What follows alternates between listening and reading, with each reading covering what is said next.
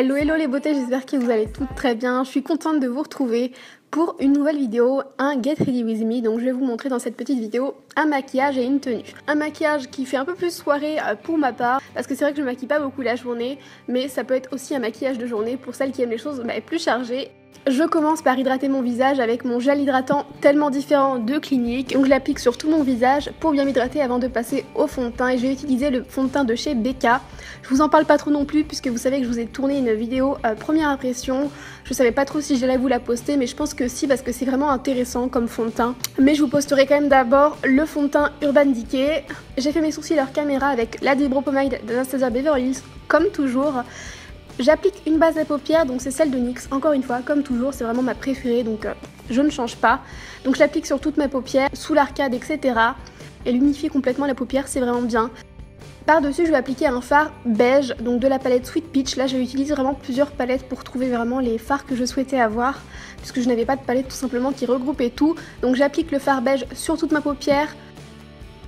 Ensuite, avec la Sweet Peach, toujours, je prends un fard pêche, tout simplement, c'est vraiment le pêche parfait que je vais venir appliquer dans mon creux de paupière, vraiment d'une manière très classique, donc dans mon creux de paupière, mais je le remonte quand même pas mal vers l'arcade puisque ça va vraiment être mon principal fard de transition.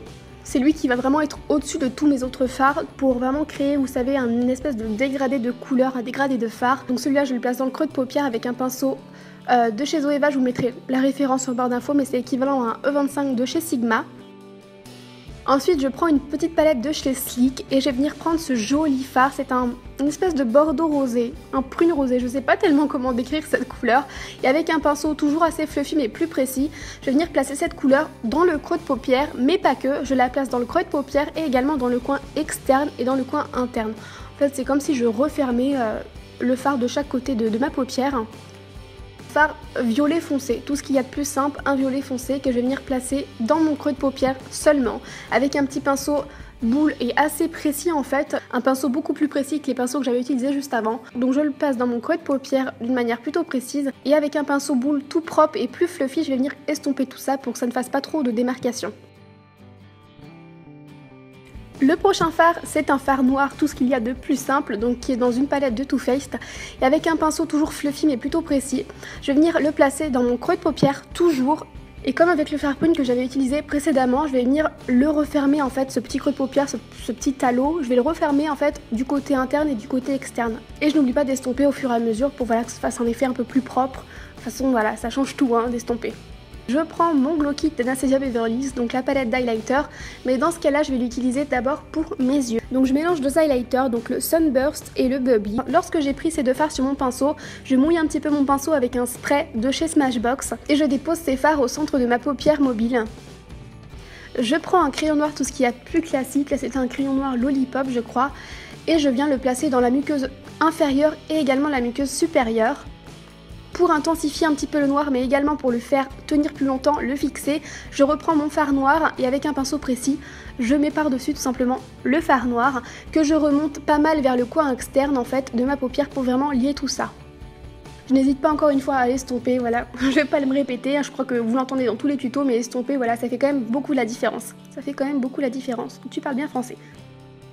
Pour le mascara, j'utilise mon chouchou, je crois que c'est vraiment le préféré hein, dans mes mascaras, donc le Rocket Volume de Maybelline. Juste avant, j'ai recourbé mes cils comme tout le temps. Alors j'applique un peu de mascara, mais je ne vais pas faire vraiment grosse couche de mascara puisque juste après j'applique des faux cils. Les faux cils que j'applique dans cette vidéo, c'est des faux cils de chez ELF. Je crois qu'ils sont à 1,50 €. Ils sont vraiment pas mal du tout pour le prix. Je les applique avec ma Coldio et j'ai appliqué également du mascara sur mes cils inférieurs.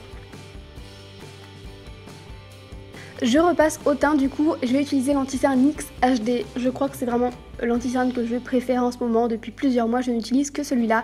Donc j'applique mon anti-cerne sous mes yeux tout simplement, je vais pas faire de zone de lumière autre que sous les yeux, donc voilà. L'anti-cerne va me servir à camoufler un peu mon cerne, mais également à illuminer sous mon œil. Je l'estompe avec cette éponge à teint que j'avais acheté chez Kiko, je n'en suis pas spécialement fan, mais elle fait quand même bien le boulot. Je poudre le dessous de mon œil avec la petite poudre jaune qui fait partie du contour kit de chez Smashbox. Un contour kit que j'aime beaucoup et la petite poudre jaune est vraiment très bien.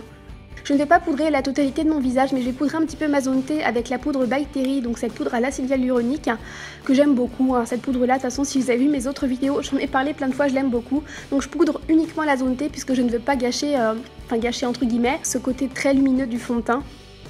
Pour réchauffer mon teint, je vais utiliser la poudre de soleil de chez Vita Liberata. Je l'adore, encore une fois, j'en ai parlé plusieurs fois. Donc je l'applique en forme de 3 sur mon visage.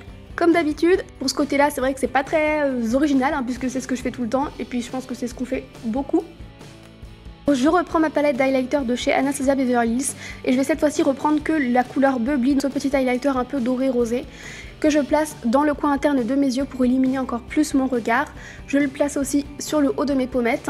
Et avec ce qui reste sur le pinceau, je vais en placer un petit peu sur mon nez et également sur le haut de mes lèvres.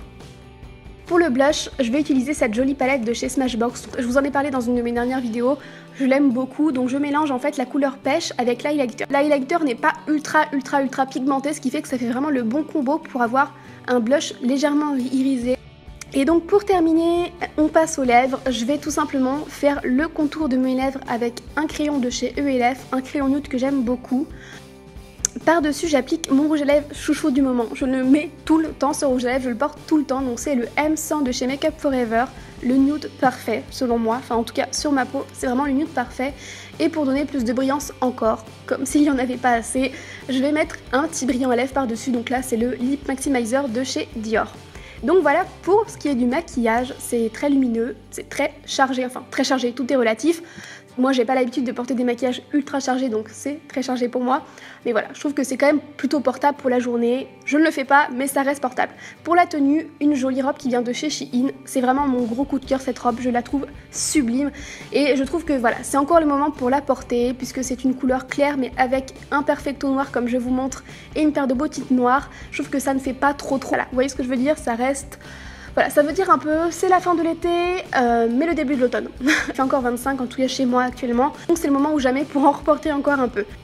Avant de sortir, je mets mon parfum du moment, donc c'est le Modern Muse d'Estée Lauder. C'est le premier parfum Estée Lauder que j'ai, en fait, je ne savais même pas que ça existait en tout cas, enfin chez Estée Lauder des parfums.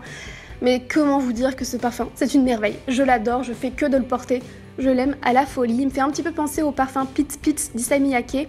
Je trouve que ça reste dans le même esprit, sauf que celui-là tient bien plus longtemps. Donc voilà pour cette petite vidéo, j'arrête de parler parce que sinon on en a pour 10 000 ans. Alors j'espère que la vidéo vous aura plu, je vous fais à toutes des gros bisous, à très vite.